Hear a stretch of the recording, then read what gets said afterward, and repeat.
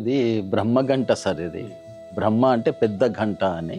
ఘంటానాదం వల్ల కూడా హృద్రోగాలు, heart diseases పోతాయి. యా, ఎడ్లకు రావద్దు, వాటికి ఆవులకు రావద్దనే గంటలు వేస్తారు వాటికి.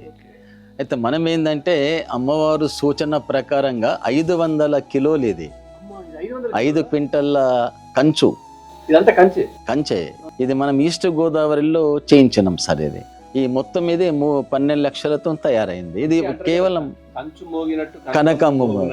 ఇది ఒక 3 కిలోమీటర్ల వ్యాసంలో దీని శబ్దం వినస్తుంది సార్. మబ్బన దీని ప్రకంపనలు కొడుతుంటారు. ఏమైనా విశేషమైన పూజలు లేదంటే సాధారణంగా హారతి టైంలో కొడతారు.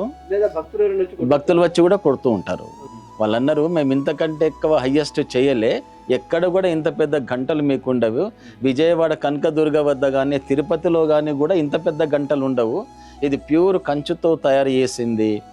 దీన్ని క్రెయిన్తో తెచ్చిపెట్టినాం సార్.